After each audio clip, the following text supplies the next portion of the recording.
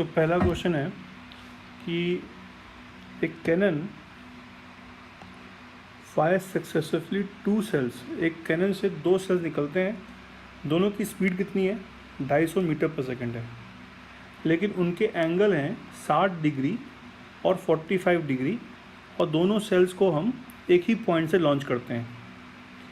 तो बोला गया है कि इनके बीच में कितना अप्रॉक्सीमेट टाइम इंटरवल होना चाहिए इनके लॉन्चिंग के बीच में, सच दैट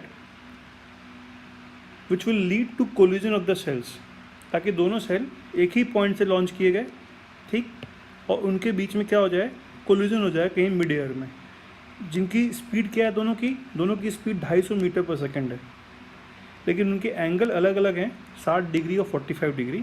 तो इस पॉइंट से अगर लॉन्च किया जाए इनको, ये अलग अलग इनकी ट्रेजेक्ट्री है, ठीक, कहीं ना कहीं बीच में ये क्या आपस में लड़ जाएंगे।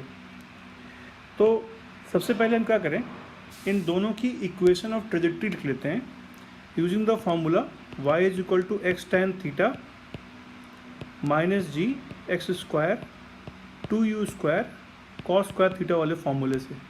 तो पहला पार्टिकल जिसको 60 डिग्री एंगल पर प्रोजेक्ट किया गया था, उसकी इक्वेशन और कितनी हो जाएगी trajectory, y is equal to x tan theta कितना हो जाएगा, tan theta will be equal to tan 60√3 minus g x square 2u square cos square 60। तो ये आ जाएगा इसको सॉल्व करने पे, this is what we are going to get. उसी टाइप से दूसरे वाले पार्टिकल की भी हमने क्या लिख ली, इक्वेशन ऑफ ट्रेजेक्ट्री लिख ली, जिसमें हमने थीटा कितना पुट किया, 45 डिग्री पुट किया। अब अगर दोनों को किसी एक पॉइंट पे मिलना है तो उस पॉइंट पे क्या होना चाहिए, दोनों का y और x सेम होना चाहिए, ठीक। तो इसकी इक्वेशन ऑफ ट्रेजेक्ट्री और दूसरे वाले की इक्वेशन ऑफ ट्रेजेक्ट्री हम क्या करें, दोनों को y बराबर कर दें। दोनों का y बराबर करने के बाद this is the equation we are going to get. इसको सॉल्व करते हैं और फिर इसको सिंप्लीफाई कर लेते हैं। This is the x coordinate of the point जहाँ पर वो दोनों मीट कर रहे होंगे, ठीक।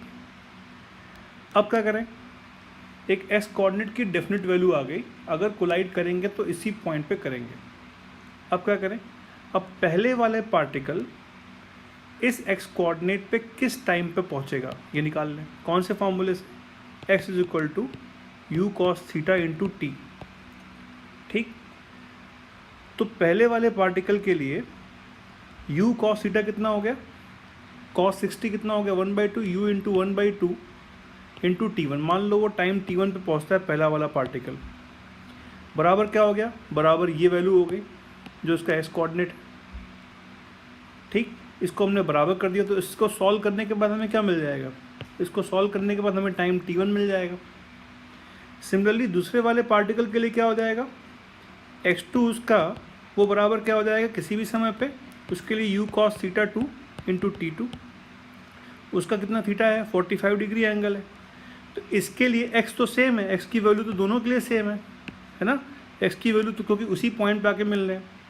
तो इसको जब सॉल्व करेंगे x2 के लिए तो क्या मिल जाएगा, x into you cos theta कितना, cos 45 कितना 1/√2 इंटू T2 बराबर क्या हो जाएगा, बराबर हो जाएगा x की वैल्यू हमने पहले फाइंड की थी, ठीक।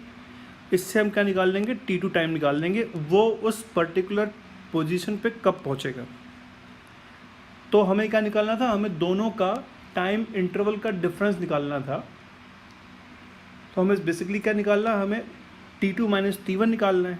तो डेल्टा टी क्या हो जाएगा, इन दोनों T2 माइनस T1, जो हमने यहाँ पे निकाला T2 और जो यहाँ पे निकाला T1, इन दोनों का डिफरेंस, इसको सॉल्व करके will get approximately 10.9 seconds which will be equal to 11 seconds। तो क्वेश्चन नंबर 2 ये है कि 2 ब्लॉक रखे हुए हैं ऐसे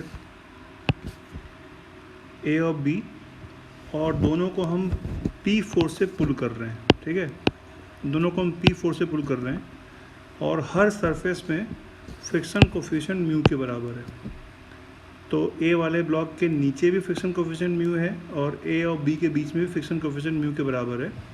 तो मिनिमम फोर्स कितना चाहिए इन दोनों सिस्टम्स में ताकि हम ए ब्लॉक को मूव कर पाएँ। तो अगर मैं इसको बोल दूँ ये केस 1 है, केस 1, तो केस 1 में क्या होगा, अगर ए मूव करेगा तो बी साथ में मूव करेगा, तो दोनों ब्लॉक मूव करेंगे तो साथ में मूव करेंगे, वरना कोई भी मूव नहीं करेगा। तो अगर हम ए का बनाए एफ बी डी, तो ए के ऊपर लगने वाला फोर्स पी इधर है, टेंशन टी इधर है, और ए और बी, ए के नीचे जो फ्लोर है उसके ऊपर लगने वाला लिमिटिंग फ्रिक्शन फोर्स कितना हो जाएगा, 2 μmg हो जाएगा। ए के मोशन की टेंडेंसी किधर है, ए के मोशन की टेंडेंसी लेफ़्ट डायरेक्शन में है, तो इसके ऊपर फ्रिक्शन फोर्स लगेगा राइट डायरेक्शन में। और ए और बी के ऊपर जो फ्रिक्शन फोर्स लगेगा, ए के ऊपर जो फ्रिक्शन फोर्स लगेगा वो कितना होगा, वो भी राइट साइड में लगेगा, कितना, μmg। ठीक, ये हो गया ए का एफ बी डी। सिमिलरली अगर हम बात करें बी के एफ बी डी की बात करें अगर, तो बी के ऊपर जो फोर्स लग रहा है टी इधर की तरफ है, और बी की जो मोशन की टेंडेंसी है वो किधर है, बी के मोशन की टेंडेंसी किस डायरेक्शन में है, राइट डायरेक्शन में है। तो बी के ऊपर लगने वाला फ्रिक्शन फोर्स किधर हो जाएगा, फ्रिक्शन फोर्स हो जाएगा μmg लेफ्ट साइड में। तो बी को मूव करने के लिए क्या होना चाहिए, T should be greater then μmg होना चाहिए।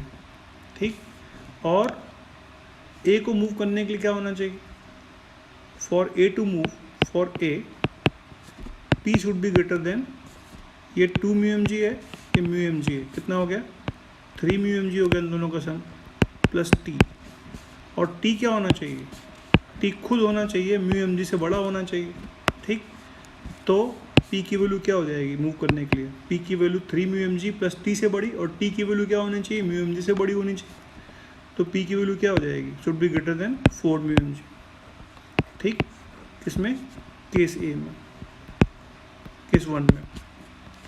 अब अगर बात करें सेकंड वाला केस, ये अगर केस 2 की बात करें, तो ये तो सिंपल है, इसमें सिर्फ ए ही मूव कर रहा होगा, बी का तो मोशन होगा नहीं, क्योंकि बी तो इस रोप के साथ में कनेक्टेड है, और ए के मोशन की टेंडेंसी किधर की तरफ होगी, लेफ्ट साइड में होगी।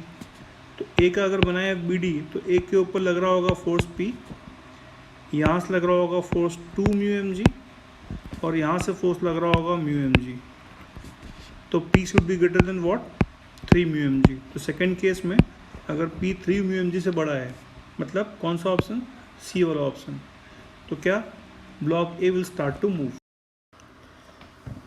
तो क्वेश्चन नंबर 3 में ये बोला गया है कि पार्टिकल को हमने किसी एंगल पर प्रोजेक्ट किया 22.5 डिग्री पर, और with a speed of 30 metre per second at an angle of 22.5 degree. अगर A B and C D are parallel to Y axis, A B and C D are parallel to Y axis, B is the highest point end of trajectory of the particle, और D क्या है, D है last point of the trajectory of particle. तो बोला गया है कि A B divide by या C D divide by A B की रेशियो कितना होगा। ठीक, अब इस सवाल को करने के लिए बेसिकली ए बी जो है, ध्यान दीजिए ये वाली लेंथ है, यहाँ से लेके यहाँ तक, this is the length A B, और सी डी की वैल्यू जो है वो यहाँ से लेके यहाँ तक की लेंथ है, this is the length C D.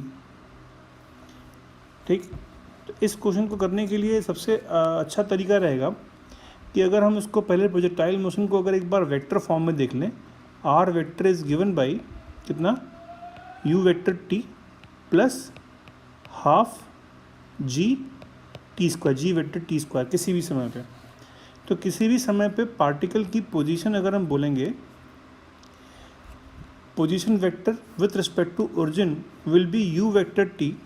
You vector t क्या हो जाएगा, यू वेक्टर टी ये हो जाएगा भाई, यू वेक्टर तो इनिशियल डायरेक्शन में वेलोसिटी है, तो यू वेक्टर इंटू टी क्या होगा, टाइम के साथ में बढ़ता जाएगा, प्लस हाफ जी वेक्टर इंटू टी स्क्वायर के बराबर हो जाएगा। तो ये वेक्टर प्लस ये वेक्टर क्या हो जाएगा, किसी भी ओरिएंटेशन में, किसी भी पोजीशन में ये वेक्टर हो जाएगा। ठीक, तो हम उस प्रोजेक्टाइल मोशन के अलग अलग पोजीशंस क्या इन दोनों वेक्टर के वेक्टर सम के रूप में रिप्रेजेंट कर सकते हैं।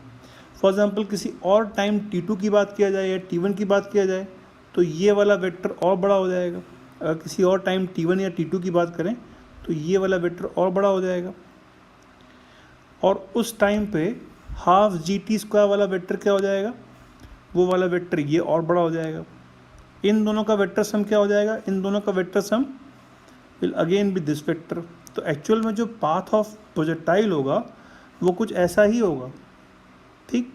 और किसी भी इंस्टेंट पे I can write it as sum of these two vector, ठीक। तो टॉप मोस्ट पॉइंट पर ए बी वेक्टर कितना हो गया, देयरफॉर ए बी की लेंथ कितनी हो गई, ए बी की लेंथ सिंपली हो गई हाफ जी इंटू यहाँ से यहाँ तक पॉइंट पहुँचने में अगर टोटल टाइम टी लगाया तो t/2 का होल स्क्वायर ए बी हो गया। और सी डी कितना हो गया, half G into C D complete time interval, I mean जब डी पे पहुँचेगा तो कितना हो जाएगा, तो पूरा ही टाइम हो जाएगा, तो इंटू t² हो जाएगा। तो C D divide by A B कितना हो जाएगा, simply C D divide by A B simply will be equal to क्या, 4 के बराबर हो जाएगा, ठीक। तो क्वेश्चन नंबर 4 ये है कि एक इंक्लाइन प्लेन पे जो कि एंगल बना रहा है थीटा बराबर 30 डिग्री, एक बॉक्स रखा हुआ है और बॉक्स और इंक्लाइन प्लेन के बीच में फ्रिक्शन कोफिशिएंट म्यू मतलब रफ सरफेस है, और इस ब्लॉक को मुझे किसी एफ फोर्स से खींचना है, ठीक है। तो पूछा गया है कि इंक्लाइन प्लेन से कितने एंगल अल्फ़ा पे इसको खींचा जाए ताकि एफ फोर्स जो लगाना पड़े वो मिनिमम फोर्स लगाना पड़े इस ब्लॉक को पुल अप करने के लिए, ठीक। तो यही सवाल है, block of mass m is pulled on incline surface having friction coefficient mu बराबर 1 एंड एंगल ऑफ इंक्लिनेशन बराबर थीटा बराबर 30 degree with the horizontal such that the required external force is minimum, the angle made by this force with the incline, ठीक है। तो क्या किया जाए, इस फोर्स को हम दो कंपोनेंट में ब्रेक करें, एक इधर की तरफ f cos अल्फ़ा और एक इधर की तरफ f sin अल्फ़ा, ठीक।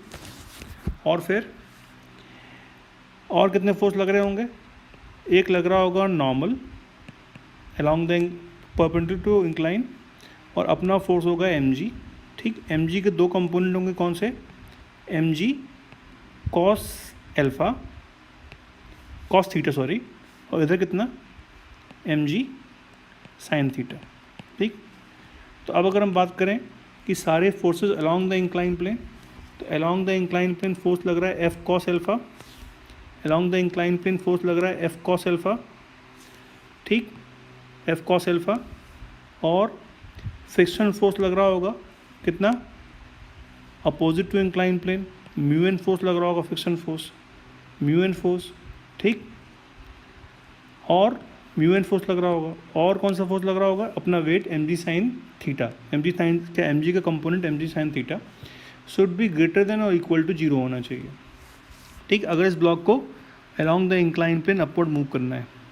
और अगर हम बात करें perpendicular to incline plane, perpendicular to plane, तो इस डायरेक्शन में कितने फोर्स लग रहे हैं, एक लग रहा है नॉर्मल और mg का कंपोनेंट है कितना, mg cos अल्फ़ा, और f का कंपोनेंट कितना ऊपर की तरफ f sin अल्फ़ा, ठीक।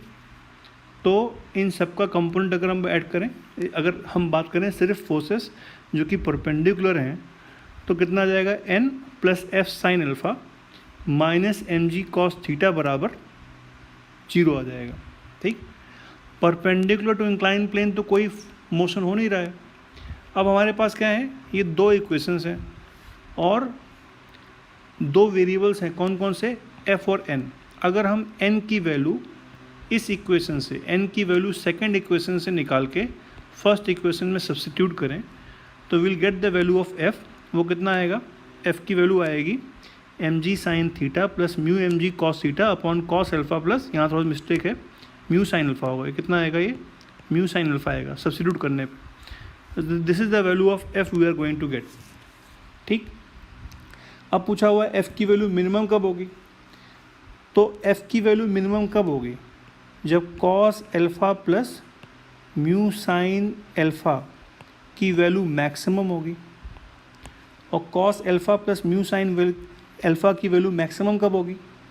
अगर इसको हम बोलते हैं वाई के बराबर, तो D Y by D alpha कितना हो जाएगा? 0 होना चाहिए।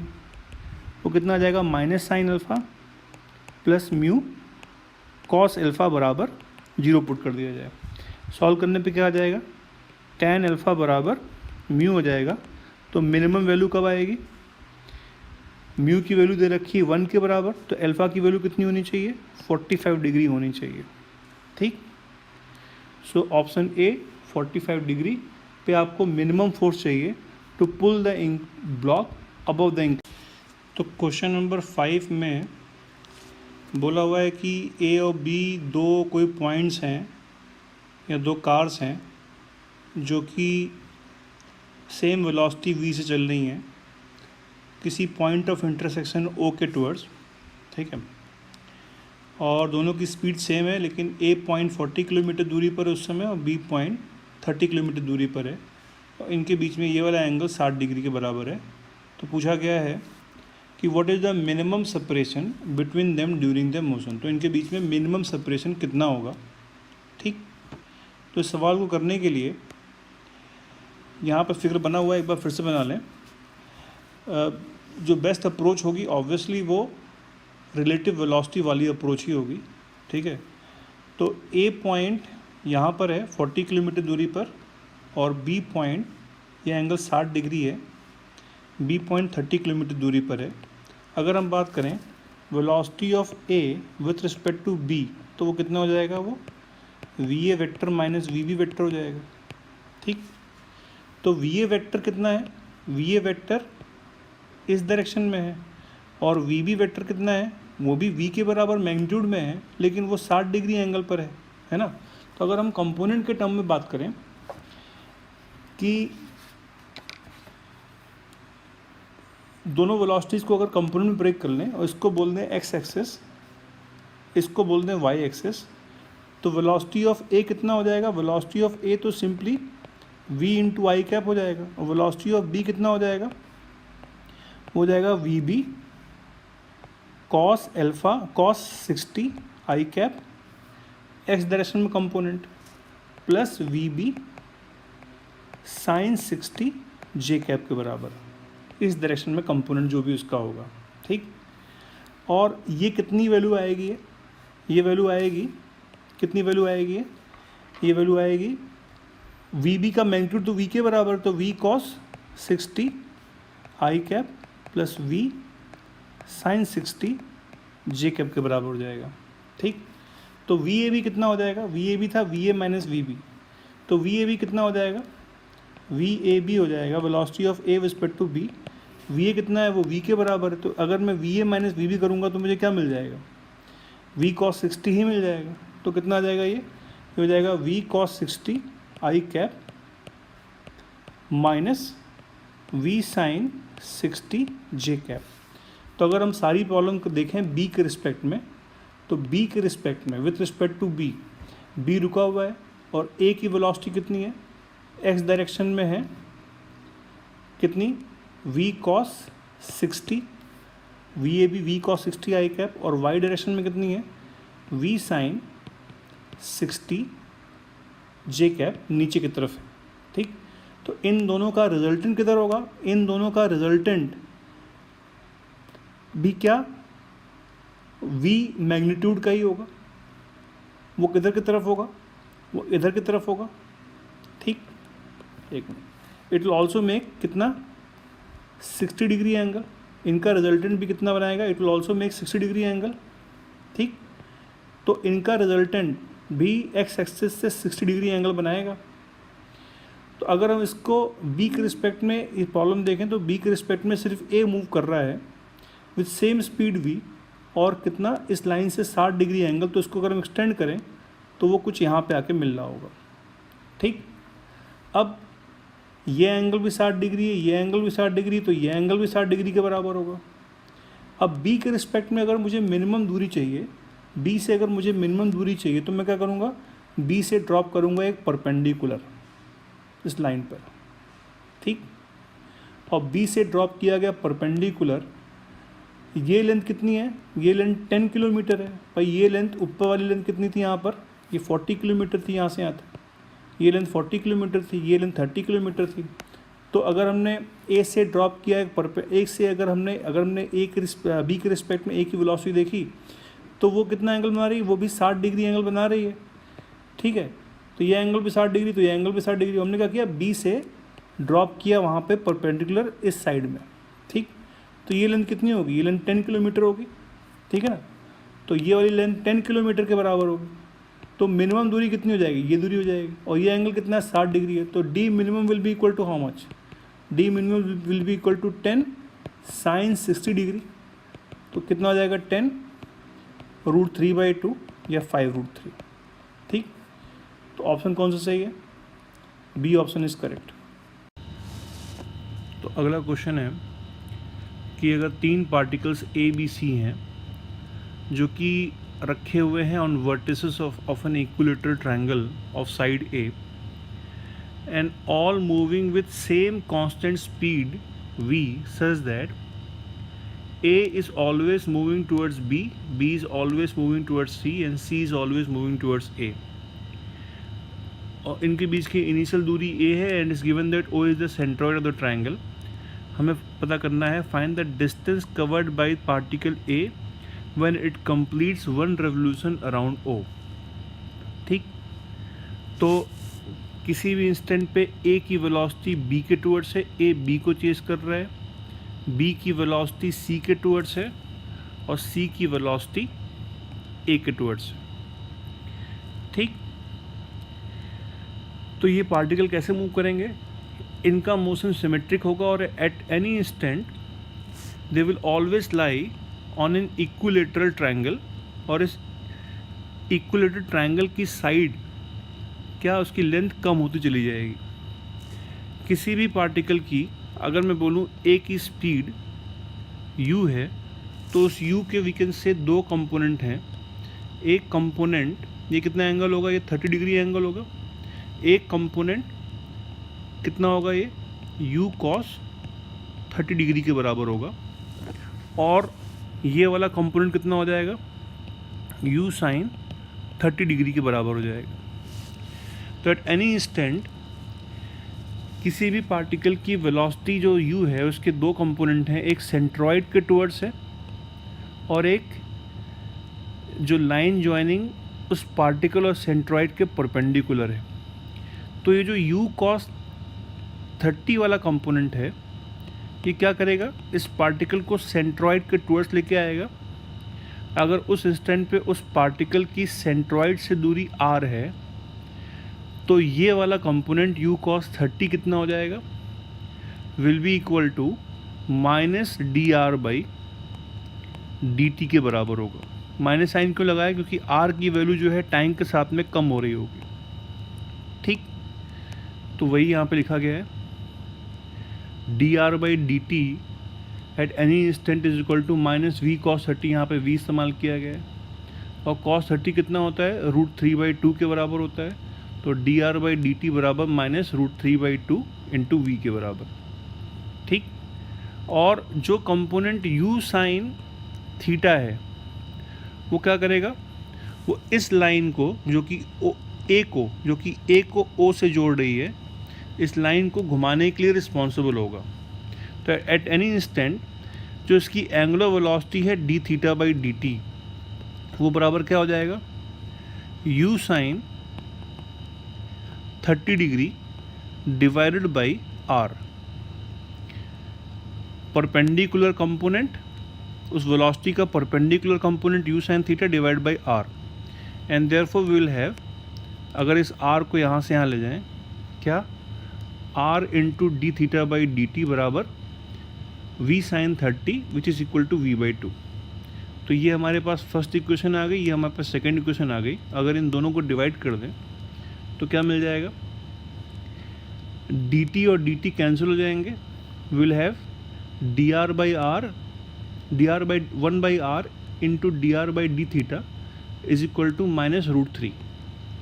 अगर इसको हम रीअरेंज करें और ऐसे लिखें कि D R by R is equal to -√3 into D theta, और अब इस इक्वेशन को अगर इंटीग्रेट कर दें, ठीक, कहाँ से कहाँ तक, अगर इनिशियली ये लेंथ आर नॉट रही हो, ठीक, तो इंटीग्रेशन करेंगे आर नॉट से लेके आर तक, तो डी आर बाई आर का इंटीग्रल कितना हो जाएगा, log R by log R, lower limit R not upper limit R is equal to -√3 into D theta. D theta का लिमिट कितनी हो जाएगी, 0 से लेके थीटा तक हो जाएगी, ठीक, तो ये वैल्यू कितनी आ जाएगी, log R by R not बराबर -√3 इंटू थीटा, एक्सपोनेंशियल फॉर्म में कितना हो जाएगा, आर बराबर आर नॉट ई की पावर -√3 इंटू थीटा हो जाएगा, ठीक, तो ये वैल्यू आ जाएगी। अब बोला हुआ है कि ए जब 1 कंप्लीट रेवोल्यूशन करेगा तो थीटा कितना हो जाएगा, 2 पाई हो जाएगा, तो R will be equal to एक कंप्लीट रेवोल्यूशन करने के बाद आर की वैल्यू कितनी हो जाएगी, आर नॉट ई की पावर -√3 इंटू 2 पाई, ठीक, और एक कंप्लीट रेवोल्यूशन करने के बाद जो टाइम लगेगा, हम सबसे पहले टाइम निकाल लेते हैं कि एक कंप्लीट रेवोल्यूशन करने में उसको टाइम कितना लगेगा। एक कंप्लीट रेवोल्यूशन करने के बाद दूरी तो उसकी सेंट्रॉइड से, उस पार्टिकल की, किसी भी इंडिविजुअल पार्टिकल की सेंट्रॉइड से दूरी आर के बराबर हो जाएगी।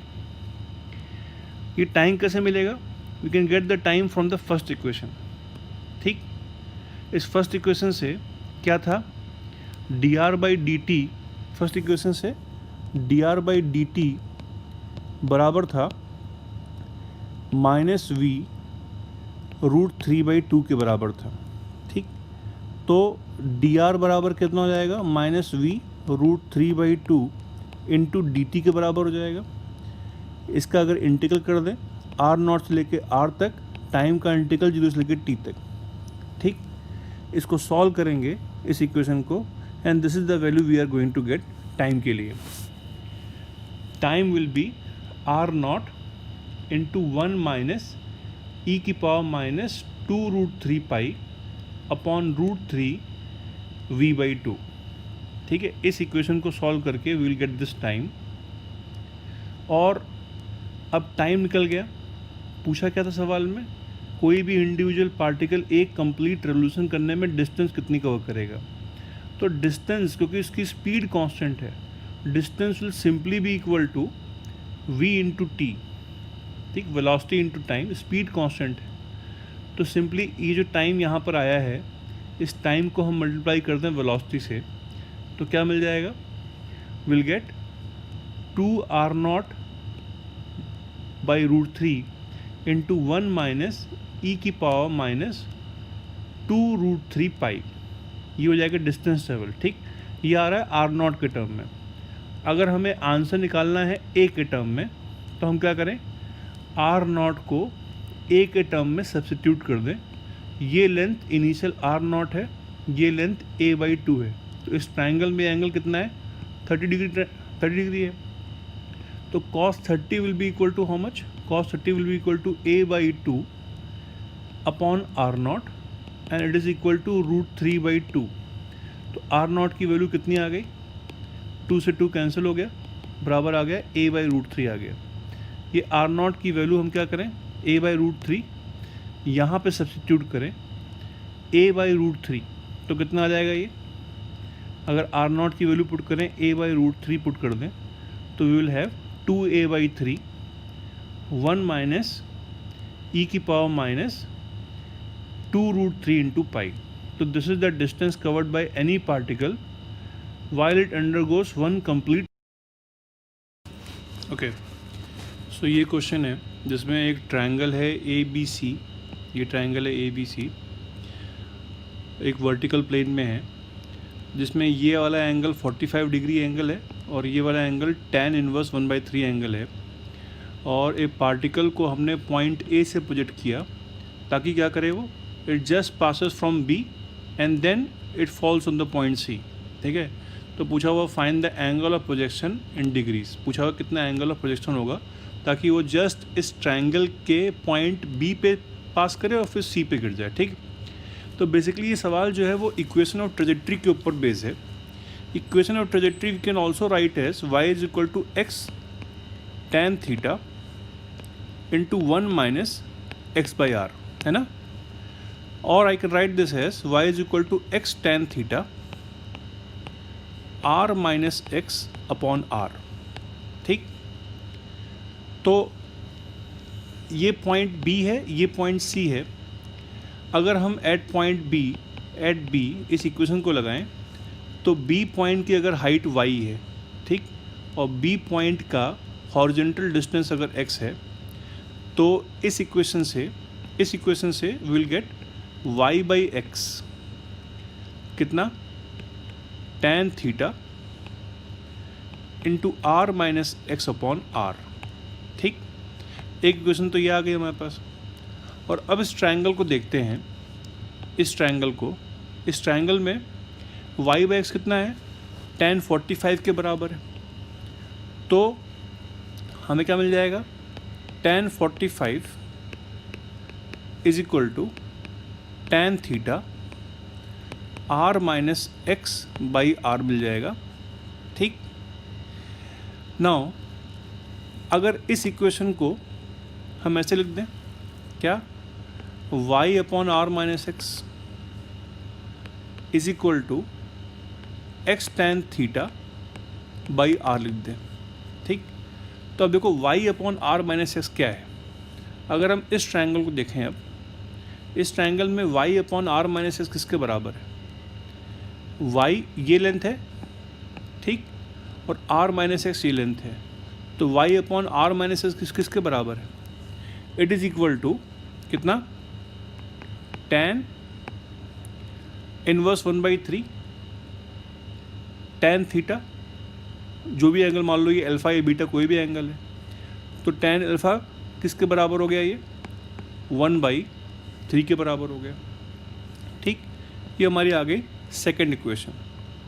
अगर हम फर्स्ट इक्वेशन और सेकेंड इक्वेशन को ऐड कर दें, क्या मिल जाएगा, फर्स्ट इक्वेशन ये वाली थी, इनको ऐड कर दें।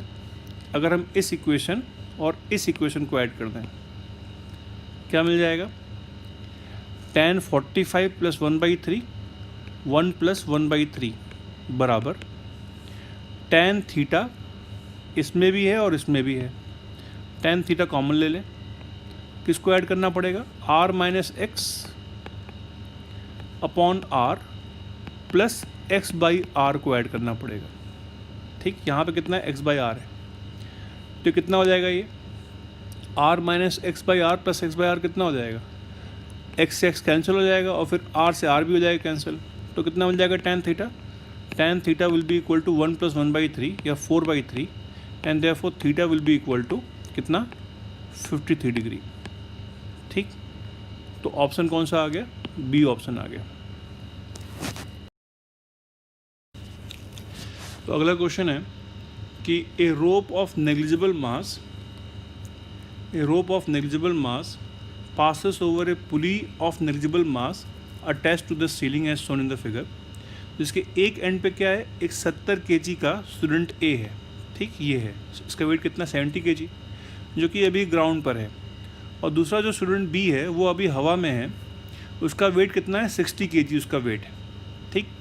तो पूछा हुआ है अभी दोनों रेस्ट पर है, the minimum acceleration A not with which the student B should climb up the rope to lift the student A upward of the floor, ठीक। तो बेसिकली स्टूडेंट ए, अगर स्टूडेंट ए की बात करें तो स्टूडेंट ए के ऊपर एक ही फोर्स लग रहा है टी, और अपना वेट है कितना, 700 न्यूटन। तो अगर स्टूडेंट ए को ऊपर लिफ्ट करना है तो T must be greater then 700 Newton, ठीक है। अब हम क्या करते हैं, अब हम स्टूडेंट बी का बनाते हैं FBD। स्टूडेंट बी के FBD में कितना फोर्स लग रहा होगा, जो टेंशन लगनी चाहिए must be greater then 700 Newton, और अपना वेट कितना है, 600 न्यूटन। तो इसके लिए क्या हो जाएगा, 700 minus 600 should be equal to 60 into A. इसको सॉल्व करेंगे, विल गेट ए बराबर 5/3। तो option D is correct. So next question है, इसमें क्या है कि एक बैलून है, ठीक है, जो कि अपनी बॉयंसी की वजह से फ्लोट कर रहा है, और बैलून जो है एक 2 kg मास के साथ में सपोर्टेड है, और इनके जो रोप है इनको बीच में जोड़ने वाली, उस रोप में टेंशन दे रखी कितनी, 30 न्यूटन दे रखी है। इट इज़ गिवन कि इसमें टेंशन 30 न्यूटन है, ठीक। तो बोला हुआ है कि ये जो 2 kg ब्लॉक है इसका टोटल कितना एक्सेलरेशन होगा एक्स डायरेक्शन में और वाई डायरेक्शन में, ठीक है। तो सिंपली हमें क्या करना है, 2 kg ब्लॉक को बनाना है FBD, उसके ऊपर टेंशन लग रही है T, और ये वाला एंगल थीटा कितना दे रखा है, थीटा दे रखा है cos थीटा बराबर 4/5 और sin थीटा बराबर 3/5, तो 37 डिग्री एंगल है। तो T इसके ऊपर जो वर्टिकल डायरेक्शन में फोर्स लग रहा होगा कितना लग रहा होगा, वो T cos लग रहा होगा थीटा, और इधर कितना फोर्स लग रहा होगा, वो लग रहा होगा T sin थीटा, और उसके अलावा अपना भी वेट है 20 न्यूटन वर्टिकल डायरेक्शन में, ठीक। तो हॉरिजॉन्टल डायरेक्शन में तो सिर्फ एक ही फोर्स है T sin थीटा, तो x component of force is T sin theta. T की वैल्यू दे रखी 30 × 3/5 कितना हो जाएगा, 18 न्यूटन। तो net force in horizontal direction is 18 Newton, और y कंपोनेंट कितना है T cos थीटा, तो 30 × 4/5 कितना हो जाएगा, 24 न्यूटन। तो it is equal to 24 newton. तो y डायरेक्शन में लगने वाला नेट फोर्स कितना हो गया, वो कितना हो गया, वो 24 - 20 बराबर 4 न्यूटन हो गया नेट फोर्स, ठीक।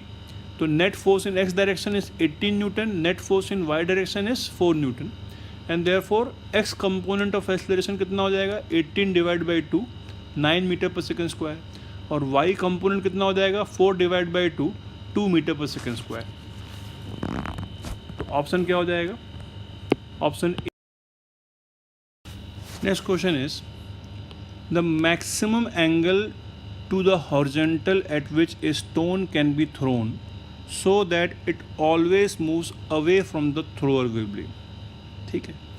तो बेसिकली अब हम एक प्रोजेक्टाइल को किसी एंगल थीटा पर प्रोजेक्ट करते हैं, तो उसकी दूरी जो है वो जिस पॉइंट से प्रोजेक्शन कर रखा है उसकी दूरी उस पॉइंट ऑफ प्रोजेक्शन से किसी भी समय r है मान लो, ठीक। तो r का मैग्नीट्यूड हमेशा इंक्रीज़ करना चाहिए किस एंगल थीटा तक ऐसा पॉसिबल है। देखो दर, अगर थीटा बहुत स्मॉल एंगल है फिर तो ऐसा होगा ही होगा, लेकिन अगर थीटा बहुत ज़्यादा एंगल है तो क्या होगा, पहले उसकी दूरी जो होगी, इनिशियल उसकी जो दूरी होगी वो इंक्रीज़ कर रही होगी, और बाद में उसकी दूरी कम होना स्टार्ट हो जाएगी। तो एक अपर लिमिट होगी एंगल थीटा की, जिस पे अगर इस पार्टिकल को प्रोजेक्ट किया जाएगा तभी उसकी दूरी हमेशा बढ़ती रहेगी, ठीक। उसकी दूरी अगर उसका मैग्नीट्यूड r है, r always keeps on increasing, ठीक। तो यहाँ पर लेट अस से उसकी दूरी किसी भी समय r है, तो एज पर this condition of this question क्या होना चाहिए, किसी भी इंस्टेंट पे dr मॉडुलस बाई dt, ठीक, शुड बी ग्रेटर देन 0। जो r का मैग्नीट्यूड है वो हमेशा बढ़ना चाहिए, तो उसका डेरिवेटिव क्या होगा, should always be greater than 0। या हम बोल सकते हैं कि at any moment r.v should be greater than 0। ये कैसे, बेसिकली किसी भी इंस्टेंट पर अगर उसकी पोजीशन वेक्टर r है और उसकी वेलोसिटी v है, ठीक, तो वेलोसिटी का वो कंपोनेंट जो कि r के लॉन्ग है वो कितना है, वेलोसिटी का वो कंपोनेंट जो कि r के लॉन्ग है वो कितना हो गया, वो v cos थीटा हो गया, ठीक। इस इंस्टेंट पे ये वाला कंपोनेंट कितना हो गया, v cos थीटा। ये जो v cos थीटा कंपोनेंट है should always be positive, should always be positive, ठीक। वेलोसिटी का कंपोनेंट, भाई वेलोसिटी के दो कंपोनेंट हैं, एक r वेक्टर उस समय के r वेक्टर के परपेंडिकुलर, और एक वो कंपोनेंट जो कि r वेक्टर के अलॉन्ग है, ठीक। तो जो कंपोनेंट r वेक्टर के अलॉन्ग है शुड ऑलवेज बी पॉजिटिव। तो क्या हो जाएगा, r वेक्टर का मैग्नीट्यूड हमेशा बढ़ेगा। अगर मान लो ये वाला कंपोनेंट अंदर की तरफ होता तो क्या होता, r वेक्टर का मैग्नीट्यूड कम होना स्टार्ट हो जाता, ठीक। तो वो कंपोनेंट ऑफ वेलोसिटी जो कि r वेक्टर के अलॉन्ग है वो कितना हो जाएगा, हम उसको कैसे निकाल सकते हैं, we can find that component by dot product. अगर हम v डॉट r कर दें या r डॉट v कर दें तो क्या हो जाएगा, v का मैग्नीट्यूड इंटू आर का magnitude into cos theta, and what is V cos theta equal to, therefore V cos theta is equal to V dot R divided by R का magnitude. ठीक, तो ये क्या होना चाहिए, must be greater than zero, which implies that R dot V must be greater than zero. Now we can use the vector form, किसी भी समय पे आर वेक्टर कितना हो जाएगा, R vector will be equal to X I cap plus Y J cap, और x कितना होगा, x होगा u cos theta into T, और y कितना होता है u sin theta T minus half G T square. ये हो गया उसकी पोजीशन वेक्टर r, और उसकी वेलोसिटी कितनी हो जाएगी, u cos theta i cap plus u sin theta minus G T. तो यहाँ से हमने क्या किया, r डॉट v की वैल्यू फाइंड कर दी, इन दोनों का r और v का कर दिया डॉट प्रोडक्ट। तो r डॉट v कितना आ जाएगा, इसको अगर डॉट प्रोडक्ट करेंगे will get u square T minus 3/2 U G sine theta T square, जहाँ theta is the angle of projection, plus G square by 2 T cube. ये हमारे पास इक्वेशन आ जाएगी। इसमें से हम चाहें तो एक टी को एलिमिनेट कर दें, यहाँ पे ये भी एक टी है, यहाँ पे टी स्क्वायर है, यहाँ पे टी क्यूब है, तो टी स्क्वायर हो जाएगा। ठीक, उसको एलिमिनेट करने के बाद हमें क्या मिल जाएगा, और सिंप्लीफाई कर इसको रीअरेंज करें तो क्या मिल जाएगा, G square T square by 2 minus 3/2 G sine theta T plus U square should be greater than zero. ठीक, अब थीटा की वो वैल्यू होनी चाहिए ताकि ये जो इक्वेशन है is always comes out to be greater than zero. ठीक, ऐसी इक्वेशन किसी भी टाइम के लिए, तो टाइम के किसी भी रूट के लिए, for any time T, for any time T, any time T, ये जो इक्वेशन है, ये वाली इक्वेशन, ये इक्वेशन क्या होना चाहिए, should be greater than zero. ठीक, तो now we can use the fact कि इस इक्वेशन का जो डिटर्मिनेंट होगा, जो इसका डिटर्मिनेंट कितना होता है, determinant B square minus 4ac must be क्या, लेस देन जीरो। ठीक, तो डिटर्मिनेंट कितना हो जाएगा, इसमें जो वेरिएबल है वो टी वेरिएबल है, तो कितना हो जाएगा डिटर्मिनेंट, डिटर्मिनेंट हो जाएगा बी स्क्वायर कितना 9/4 U square G square sine square theta minus 4 A कितना G square by 2 into U square, C कितना U square must be less than zero. ठीक, एंड देयरफॉर यहाँ से G square U square cancel हो जाएगा, तो क्या बचेगा, एक 4 से, और 4 और 2 में 2 कैंसिल हो जाएगा, तो sine square theta will come out to be less than 8/9। ठीक, sine square theta less than 8/9, तो theta should be less than sine inverse कितना 2√2 डिवाइड बाई 3, ये वैल्यू आ जाएगी। ठीक, तो option B will be correct option. Next question है कि man starts walking on a circular road, track of radius r. First half of the distance he walks with speed v1, half of the remaining distance with speed v2, then half of the remaining with v1 and rest with v2, and completes the circle. Find the average speed of the man during the entire motion in which he completes the circle. तो हमें average speed पूछी हुई है, average velocity नहीं पूछी हुई है। Average velocity तो जीरो ही होगी क्योंकि स्टार्टिंग पॉइंट और एंडिंग पॉइंट बराबर है। तो क्वेश्चन है क्या कि लेट अस से कि उसकी जो टोटल डिस्टेंस ट्रेवल वो 4s है, ठीक है ना। तो पहली हाफ ऑफ द डिस्टेंस मतलब 2s उसने चला with velocity v1। Second line में लिखा हुआ है than half of the remaining distance, तो जो कितनी डिस्टेंस बची हुई है 2s बची हुई है, और 2s की आधी डिस्टेंस वो चलता है किससे, विथ वेलोसिटी v2। ठीक, अब उसके बाद the half of the remaining time with v1। अब उसको जो टोटल टाइम जो बचा, जो लगा उसको, जो टाइम उसके पास बचा हुआ है यहाँ से यहाँ आने में, उसमें से आधा टाइम वो चलता है विथ स्पीड v1 और फिर फाइनली विथ स्पीड v2। तो मान लो यहाँ से यहाँ तक टाइम है t0 और ये टाइम भी है t0। ठीक, तो हमें क्या निकालना है, इस पूरे प्रोसेस में एवरेज स्पीड निकालनी है। तो एवरेज स्पीड का फॉर्मूला क्या होगा? एवरेज स्पीड का फॉर्मूला होगा total displacement upon total time. तो मान लो यहाँ से यहाँ तक टाइम लगा उसको t1, यहाँ से यहाँ तक टाइम लगा t2, यहाँ से यहाँ तक t0 प्लस t0, तो क्या हो जाएगा 4s upon t1 plus t2 plus 2t0 हो जाएगा। अब यहाँ से यहाँ तक कितना टाइम लगा, t1 कितना होगा, तो t1 हो जाएगा 2s बाई v1। जो डिस्प्लेसमेंट है वो कितनी है उसकी 2s है, जो डिस्टेंस कवर्ड है कितनी है उसकी 2s डिवाइड बाई v1, क्या हो जाएगा ये टाइम t1 हो जाएगा। और ये टाइम t2 कितना हो जाएगा, टाइम t2 हो जाएगा s डिवाइड बाई, कितनी डिस्टेंस है यहाँ से यहाँ तक, यहाँ से यहाँ तक डिस्टेंस s ही है, तो s डिवाइड बाई v2 हो जाएगा। ठीक, उसके अलावा ये डिस्टेंस कितनी है यहाँ से यहाँ तक, ये डिस्टेंस भी s के बराबर है।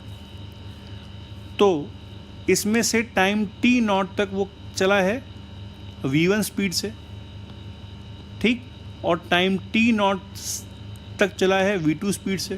तो हमें क्या मिल जाएगा, v1 plus v2 into t0 बराबर s। तो t0 कितना आ जाएगा, t0 बराबर s upon v1 plus v2 हो जाएगा। ठीक, तो क्या करें, ये t1 की वैल्यू यहाँ से, ये t2 की वैल्यू यहाँ से और t0 की वैल्यू यहाँ से इस इक्वेशन में सब्स्टिट्यूट कर दें। तो एवरेज वेलोसिटी हो जाएगी कितनी, displacement 4s upon time t1 कितना आया था 2s बाई v1 आया है, टाइम t1 की वैल्यू 2s बाई v1 आई है, टाइम t2 की वैल्यू कितनी आई है s बाई v2 आई है, plus 2 times of t0, t0 कितना आया है 2s upon v1 plus v2 आया है, s हो जाएगा कैंसिल।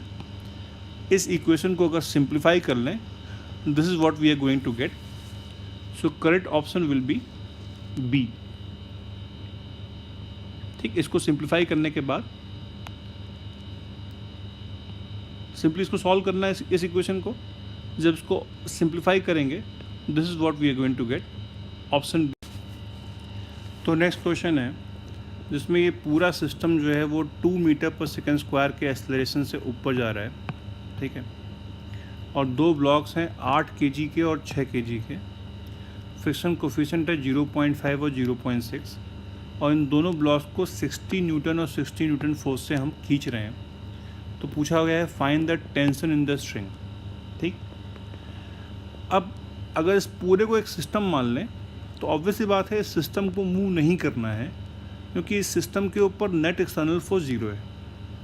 ठीक है, तो फ्रिक्शन जो होगा वो सफिशिएंट होना चाहिए क्या दोनों ब्लॉक को रोक के रखने के लिए।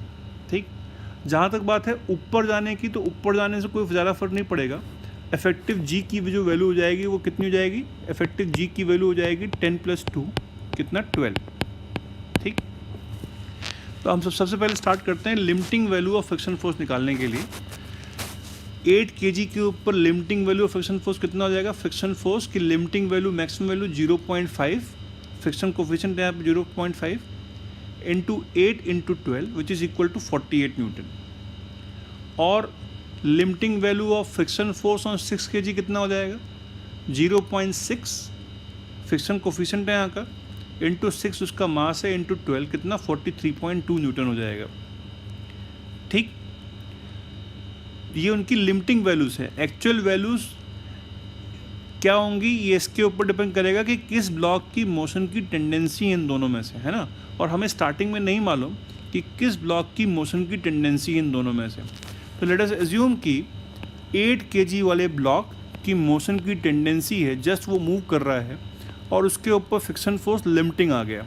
ठीक, तो यहाँ से लग रहा है फ्रिक्शन फोर्स, यहाँ से फोर्स लग रहा है 60 न्यूटन, इसकी टेंडेंसी क्योंकि 60 न्यूटन इधर की तरफ फोर्स लग रहा है उसके ऊपर, तो फ्रिक्शन फोर्स अगर इसकी इस डायरेक्शन में मोशन की टेंडेंसी, यहाँ पे फ्रिक्शन फोर्स लिमिटिंग है, तो इसके ऊपर फ्रिक्शन फोर्स कहाँ लगेगा, इस डायरेक्शन में लगेगा। लेट अस से लिमिटिंग वैल्यू है तो कितनी हो जाएगी ये 48 न्यूटन हो जाएगी, एंड देयरफॉर टेंशन कितना हो जाएगा, tension will be equal to 12 newton. ठीक, अगर 8 kg ब्लॉक में लगने वाला फ्रिक्शन फोर्स लिमिटिंग होता तो टेंशन कितनी होती, 12 न्यूटन होती। अब अगर इसमें यहाँ पे टेंशन 12 है तो यहाँ भी टेंशन 12 होनी चाहिए। इसके ऊपर कितना फोर्स लग रहा है 60 न्यूटन लग रहा है, तो यहाँ पे फ्रिक्शन फोर्स कितना होना चाहिए इसको रोक के रखना है, तो यहाँ पे फ्रिक्शन फोर्स होना चाहिए था 48 न्यूटन जो कि इसकी लिमिटिंग वैल्यू जो कि 43.2 न्यूटन है उससे ज़्यादा है। मतलब क्या हुआ, ये ब्लॉक रेस्ट पे नहीं रह सकता है। 6 kg वाला ब्लॉक रेस्ट पे नहीं रह पाएगा, इसको मूव करना पड़ेगा, ठीक। लेकिन एक्चुअली में हमें मालूम है कि मोशन तो हो नहीं रहा, मतलब हमारा एजम्पशन गलत है। तो क्या जो 6 kg वाला ब्लॉक है उसी की ही लिमिटिंग टेंडेंसी होगी मोशन करने की, मतलब उसी में ही फ्रिक्शन फोर्स लिमिटिंग वैल्यू होगा। तो 6 kg वाले ब्लॉक के ऊपर फोर्स कितना लग रहा है, 60 न्यूटन लग रहा है। उसकी लिमिटिंग वैल्यू फ्रिक्शन फोर्स कितना होगा, 43.2 न्यूटन होगा। तो टेंशन कितनी हो जाएगी, टेंशन हो जाएगी इन दोनों का डिफरेंस कितना, 16.8 न्यूटन, ठीक।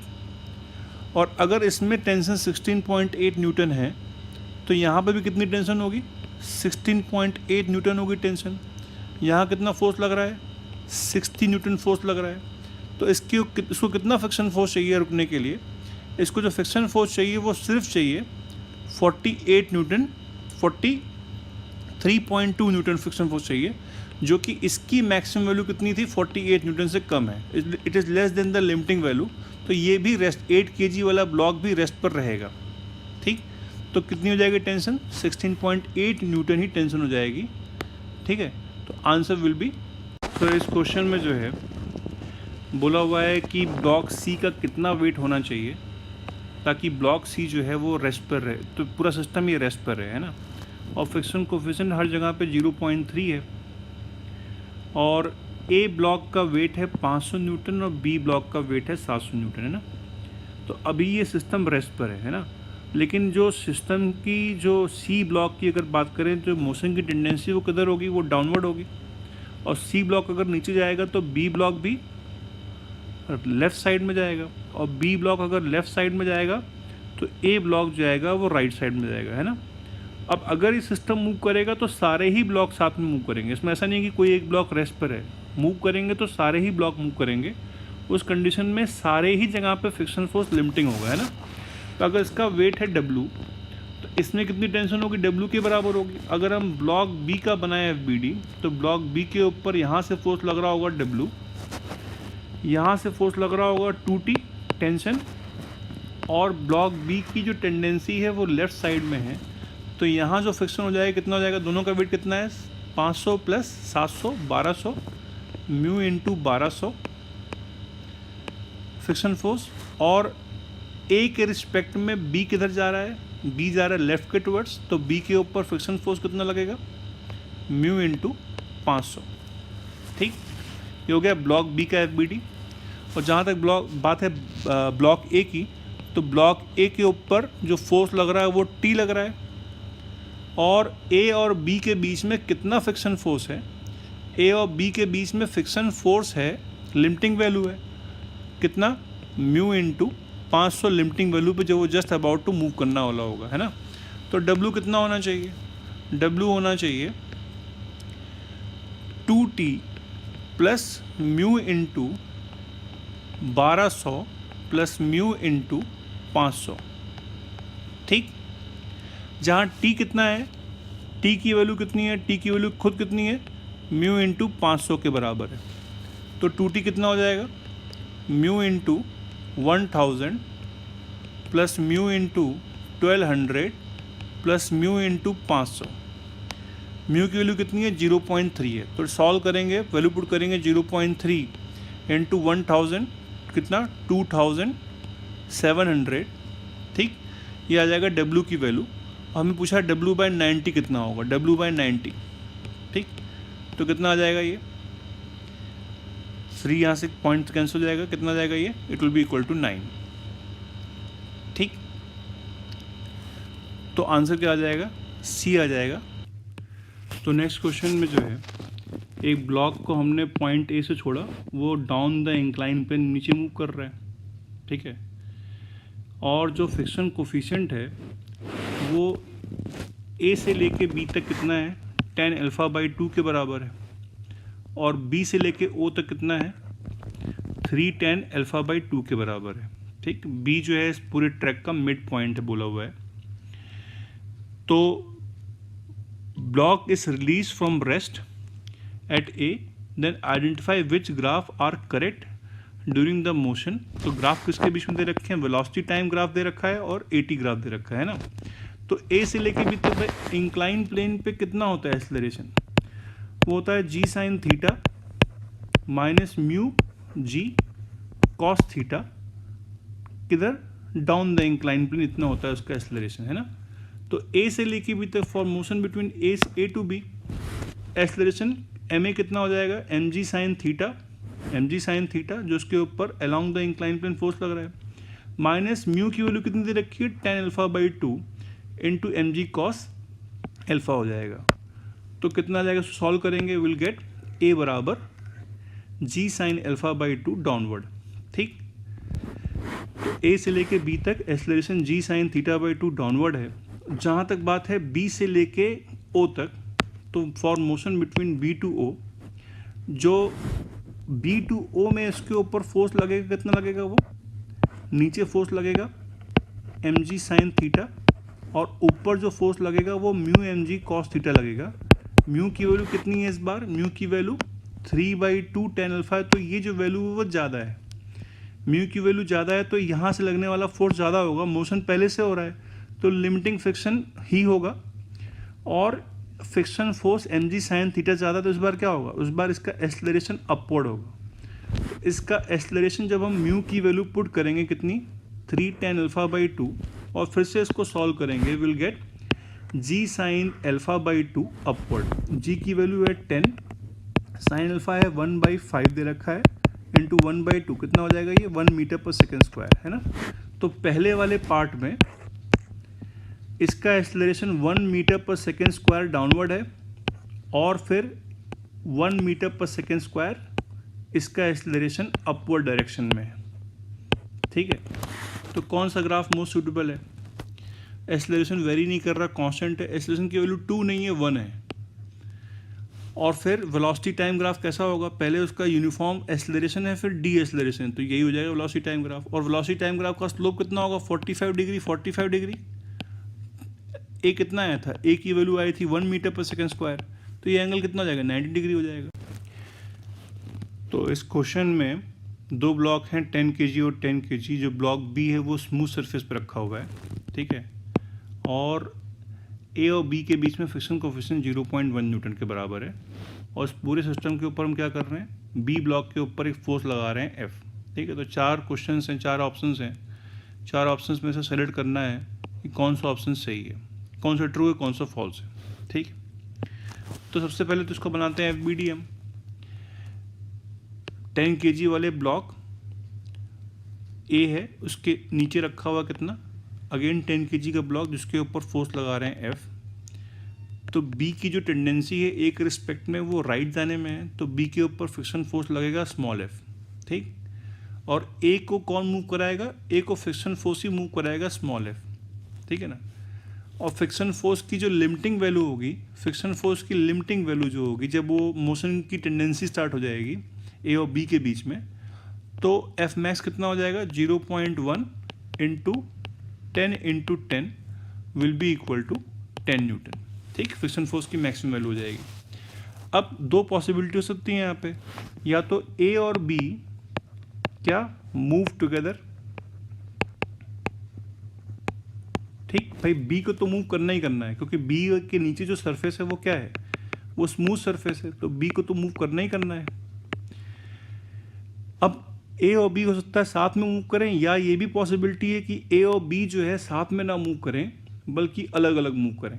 ठीक है ना, तो ए के ऊपर तो लगने वाला फोर्स फ्रिक्शन फोर्स ही है, तो मैक्सिमम एक्सेलरेशन